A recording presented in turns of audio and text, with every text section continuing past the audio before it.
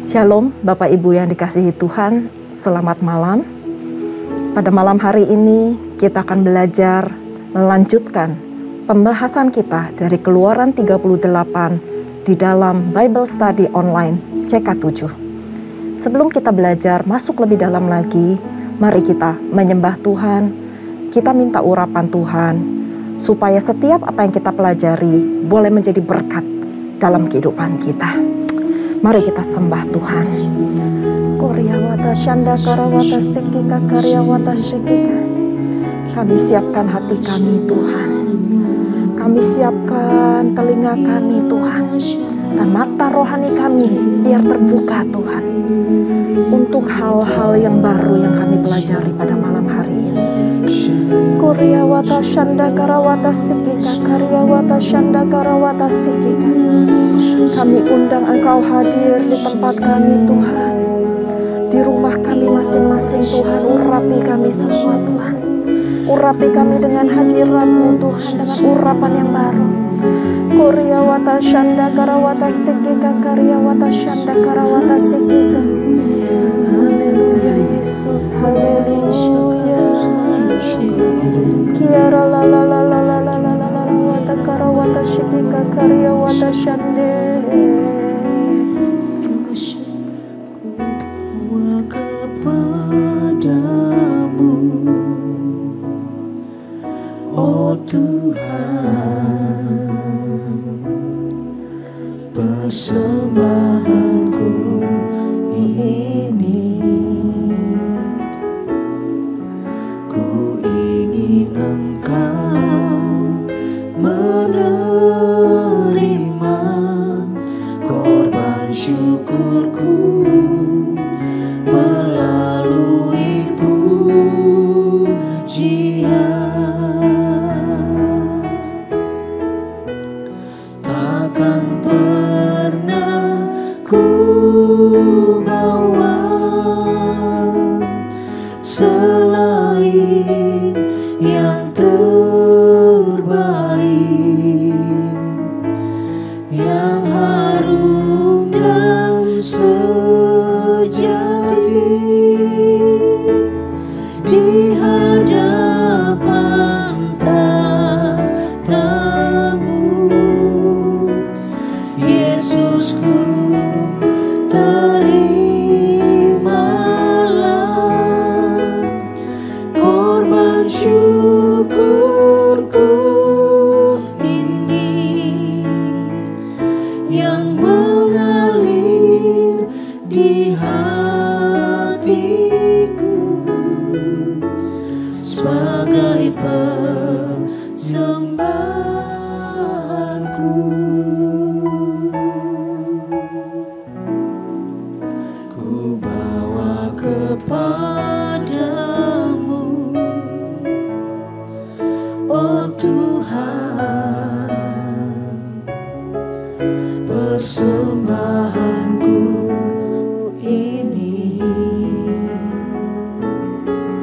Ku ingin Engkau menerima korban syukurku melalui pujian.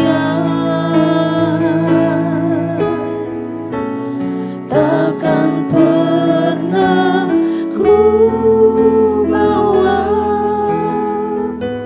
selain yang terbaik, yang harum dan sejati di hadapan tatamu.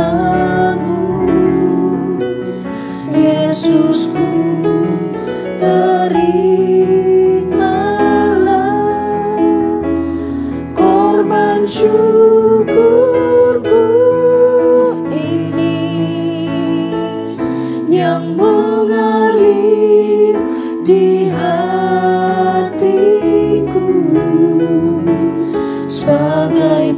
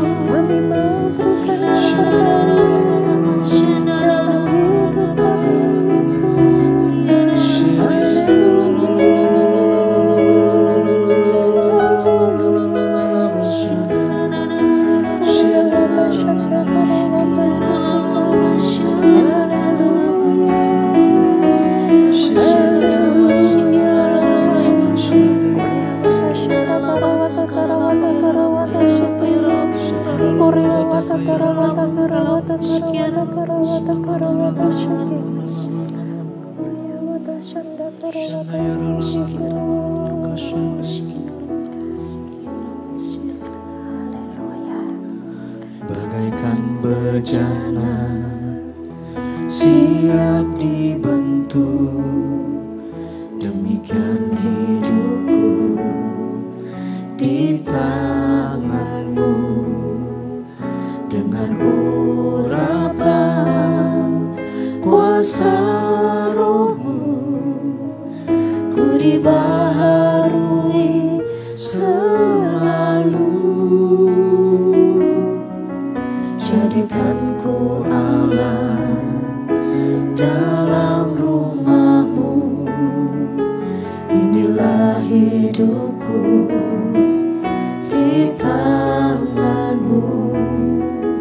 Bentuklah seluruh kehendak-Mu, pakailah sesuai rencana-Mu.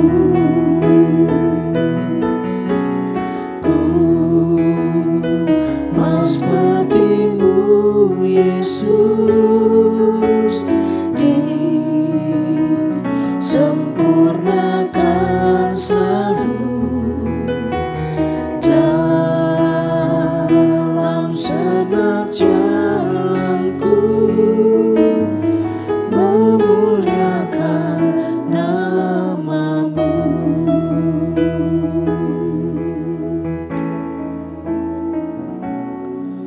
Bagaikan bejana siap dibentuk, demikian hidupku di tangan-Mu. Dengan urapan kuasa Roh-Mu, ku dibaharui selalu. Jadikanku Allah dalam rumah-Mu, inilah hidupku di tangan-Mu. Bentuklah seluruh kehendak-Mu, pakailah sesuai rencana-Mu.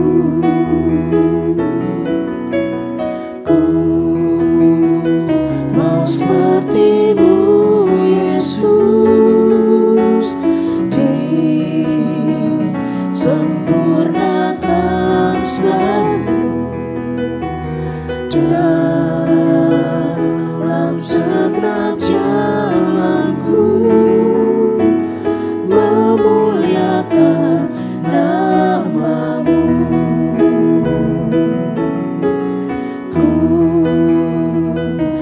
Seperti-Mu Yesus, disempurnakan selalu dalam segenap jalanku, memuliakan nama-Mu.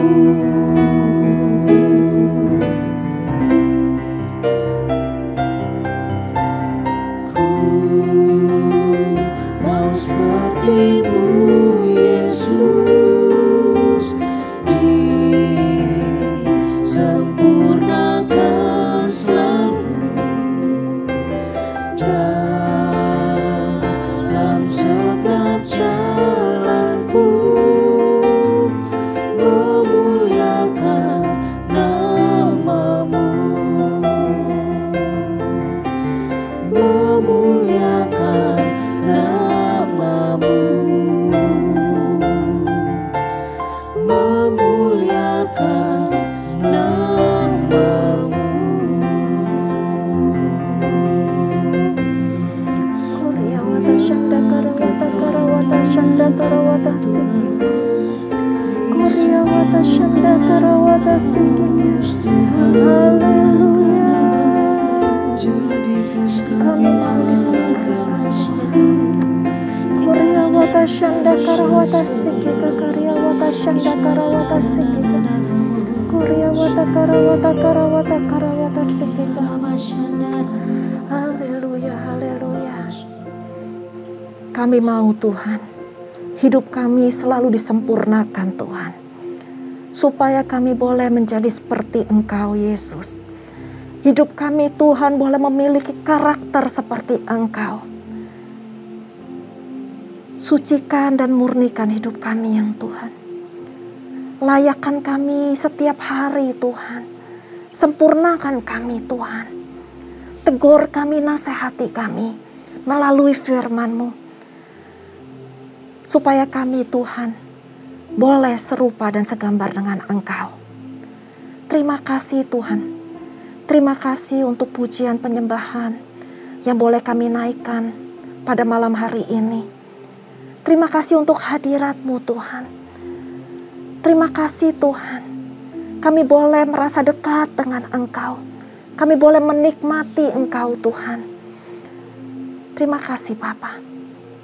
Bapa, jikalau sebentar lagi kami akan belajar mengenai sedikit kebenaran firman-Mu di Keluaran 38. Engkau urapi setiap kami Tuhan, supaya kami boleh mengerti apa yang menjadi kebenaran dari firman-Mu. Urapi hamba Tuhan dengan segala keterbatasan hamba. Sempurnakan Tuhan, supaya setiap apa yang keluar dari mulut bibir hamba, semuanya daripada-Mu. Berikan kami hati yang subur, berikan kami telinga seorang murid, supaya setiap firman itu Tuhan boleh kami lakukan, boleh kami implementasikan dalam kehidupan kami. Dan biarlah Tuhan, hidup kami memuliakan nama-Mu. Terima kasih Bapa. Kami mau mulai pembelajaran hari ini hanya di dalam nama Tuhan Yesus. Haleluya. Amin. Luar biasa. Sekali lagi shalom Bapak Ibu yang dikasihi Tuhan. Sangat exciting kalau kita belajar mengenai kebenaran firman Tuhan. Nah, pada malam hari ini kita akan belajar di dalam Keluaran 38.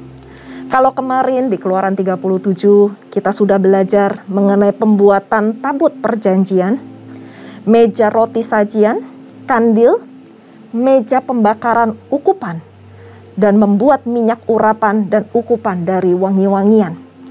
Maka hari ini kita belajar lebih lanjut, yaitu membuat mezbah korban bakaran, membuat bejana pembasuhan, dan membuat pelataran.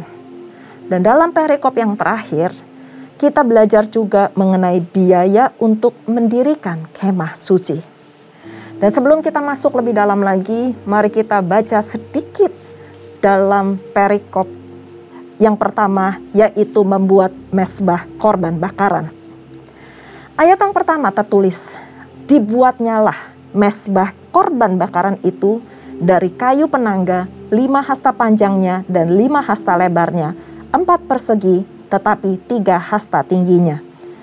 Dibuatnyalah tanduk-tanduknya pada keempat sudutnya. Tanduk-tanduknya itu dibuat seiras dengan mezbah itu, dan disalutnya dengan tembaga. Dibuatnyalah segala perkakas mezbah itu, yakni kuali-kuali, sodok-sodok, bokor-bokor penyiraman, garpu-garpu, dan perbaaran, semua perkakasnya itu dibuatnya dari tembaga. Dibuatnyalah untuk mezbah itu kisi-kisi, yakni jala-jala tembaga, di bawah jalur mulai dari sebelah bawah sampai setengah tingginya. Dituangnyalah 4 gelang pada keempat ujung kisi-kisi tembaga itu, yakni tempat memasukkan kayu pengusung. Dibuatnyalah kayu-kayu pengusung itu dari kayu penaga dan disalutnya dengan tembaga. Bapak Ibu yang dikasihi Tuhan, di Keluaran 38 ini membahas bagaimana cara membuat mezbah korban bakaran dan juga membahas bahan-bahan yang dipakainya. Kemah suci yang terdiri dari ruang kudus dan ruang maha kudus itu melambangkan surga, di mana Allah hadir di dalam ruang Maha Kudus. Karenanya ada kerubim yang di atas tutup perdamaian. Juga ada gambar kerubim pada tirai yang memisahkan ruang kudus dan ruang Maha Kudus.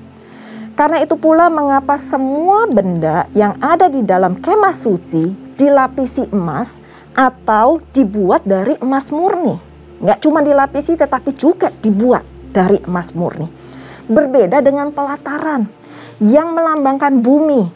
Dan karenanya benda-benda yang ada di dalam pelataran dibuat hanya dari tembaga. Hanya imam yang boleh masuk ke ruang kudus dan imam besar.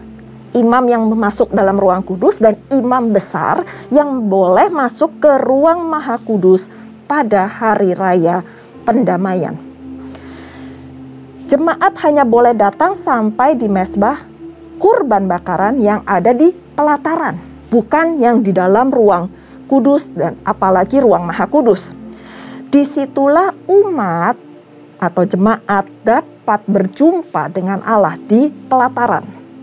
Jemaat datang membawa kurban persembahan dan meletakkan tangannya di atas kepala hewan tersebut.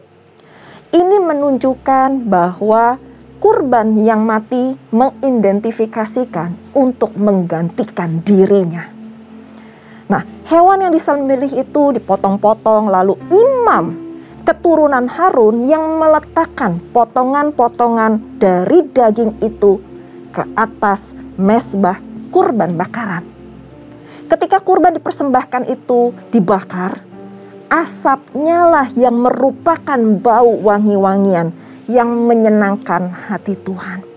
Kalau dulu asap dari kurban bakaran itu menyenangkan hati Tuhan, pada saat ini pujian penyembahan yang kita naikkan kepada Tuhan, itulah yang menyenangkan hati Tuhan.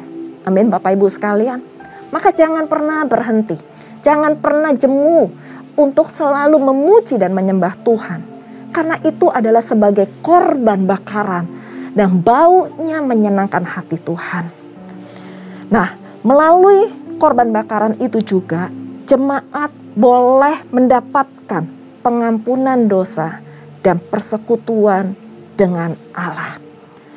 Kurban yang dipersembahkan di atas mezbah kurban bakaran merupakan juga sebuah peringatan bahwa kita tidak dapat berjumpa dengan Allah yang kudus apabila dosa kita tidak diampuni.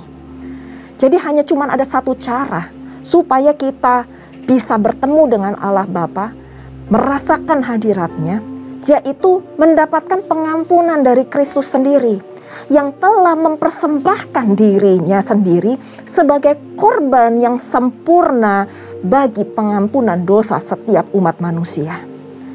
Dan pembacaan kita pada malam hari ini di Keluaran 38 dari ayat 1 sampai ke 7 adalah mengenai cara. Apa sebenarnya arti kata mezbah itu sendiri? Mezbah adalah tempat penyembelihan Bapak Ibu sekalian. Tempat yang tinggi, tempat perapian.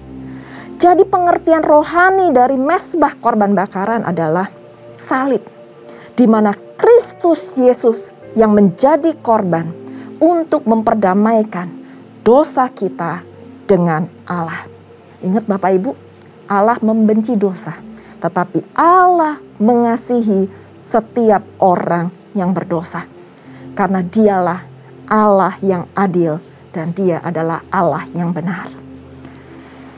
Selanjutnya di ayat ke-8 hanya ada satu ayat di mana membahas mengenai pembuatan bejana pembasuhan. Di mana bejana pembasuhan ini alasnya dibuat dari tembaga, dari cermin-cermin para pelayan perempuan yang melayani di depan pintu kemah pertemuan.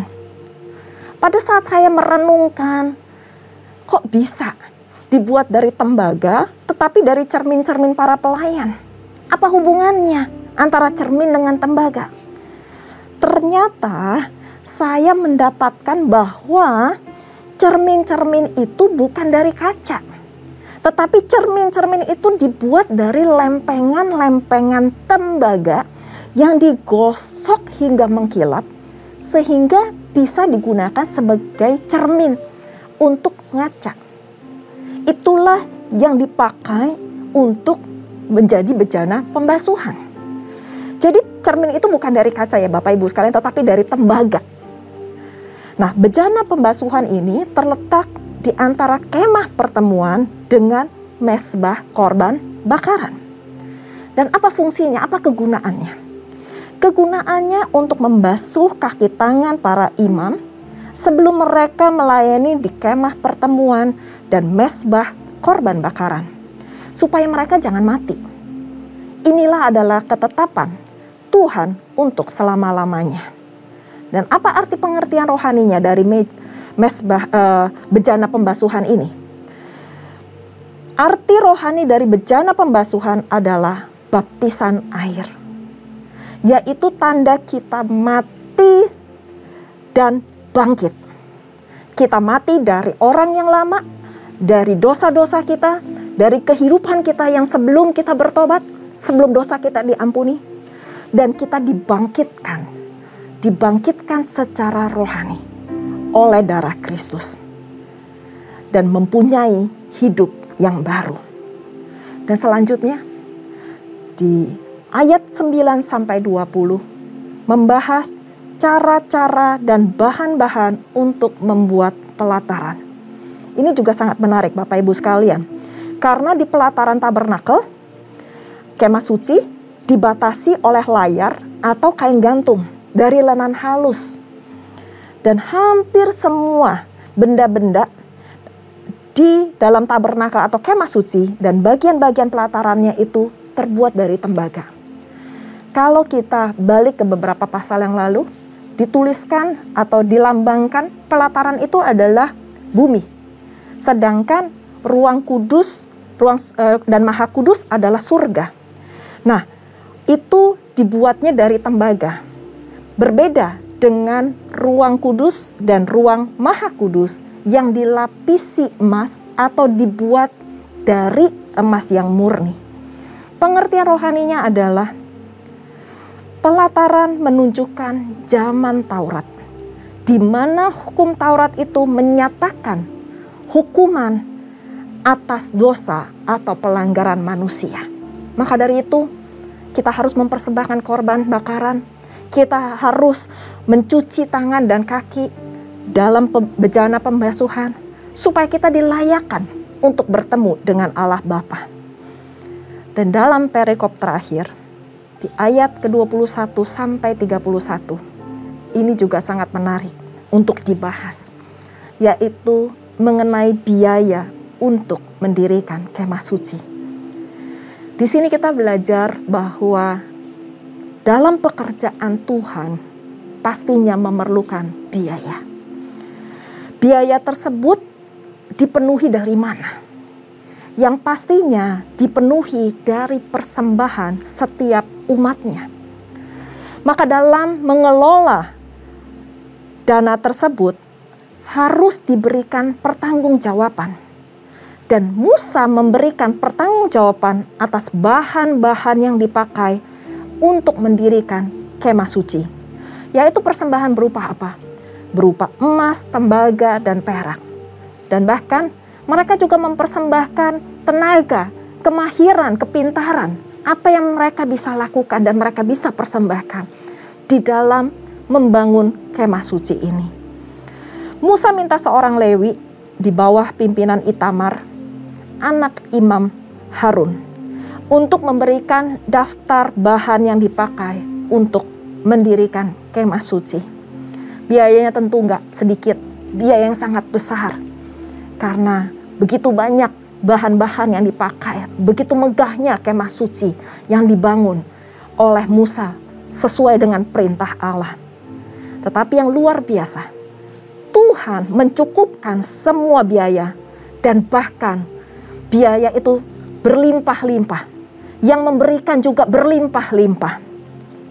Kalau kita mundur sedikit dari pembacaan kita, pembelajaran kita di Keluaran 35 ayat 4-5, bahwa Musa berkata kepada segenap jemaat Israel untuk mengambil bagi Tuhan persembahan khusus dari barang kepunyaan mereka sendiri, sesuai dengan dorongan hati masing-masing.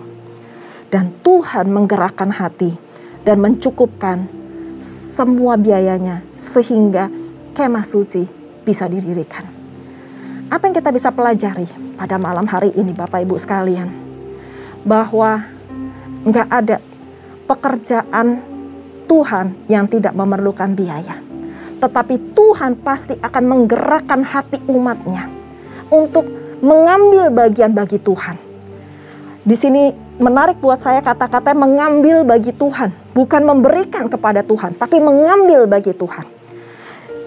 Jadi biaya sebesar apapun itu bisa dipenuhi karena Tuhan sendiri yang mendorong, menggerakkan hati setiap jemaatnya. Bapak Ibu, nggak ada yang mustahil bagi Tuhan. Kalau Tuhan yang memulai sebuah pekerjaan yang baik, Dia juga akan mengakhiri dengan sempurna. Setiap biaya bisa dapat dipenuhi, biaya yang sangat besar.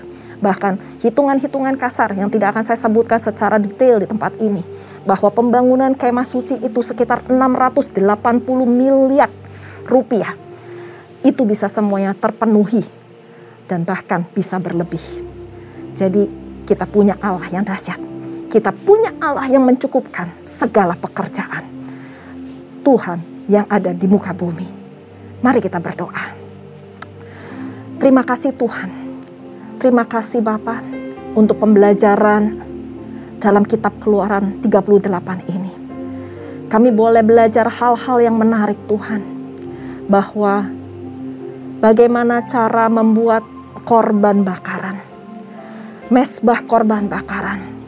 Di mana Tuhan, kami mau memberikan hidup kami, hati kami, sebagai persembahan yang kudus, yang berkenan di hadapan-Mu.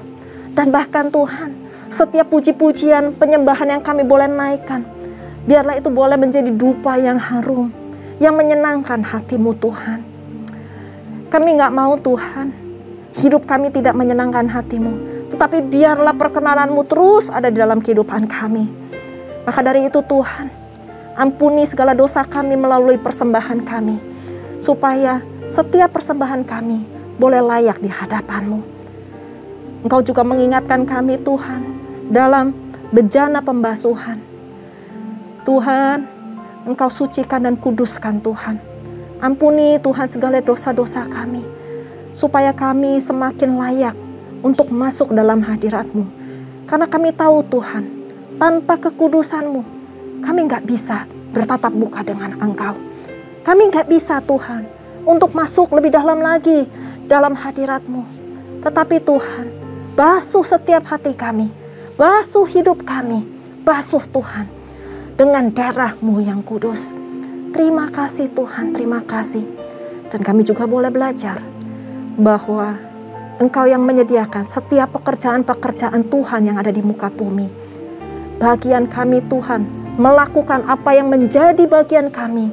Tetapi kami selanjutnya menyerahkan kepadamu. Dan kami percaya Engkau Allah yang terbaik, Allah yang baik. Engkau Allah yang luar biasa. Engkau pasti mencukupkan setiap biaya-biaya keperluan pekerjaan Engkau di muka bumi ini. Pakai kami Tuhan, biarlah kami boleh mengambil bagian di dalam pekerjaan rumah-Mu di muka bumi ini. Terima kasih Tuhan. Berkati setiap jemaat-Mu.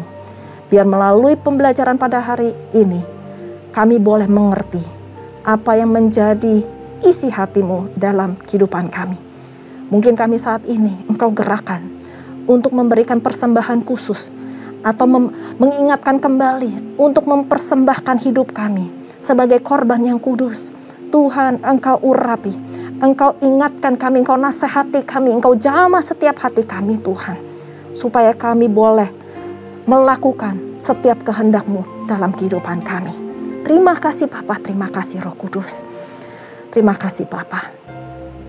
Jikalau sebentar lagi kami akan berpisah satu dengan lainnya, kami rindu untuk menerima berkat yang daripada-Mu. Mari jemaat Tuhan, kita mengangkat kedua tangan kita dan kita siap menerima berkat. Terimalah berkat yang berlimpah-limpah dari Allah Bapa. Kasih karunia di dalam anaknya yang tunggal, Tuhan kita Yesus Kristus. Persekutuan manis dengan Roh Kudus menyertai Bapak Ibu sekalian, Mulai saat ini sampai Tuhan Yesus datang untuk kedua kalinya, menjemput kita di awan-awan permai, dan bahkan untuk selama-lamanya.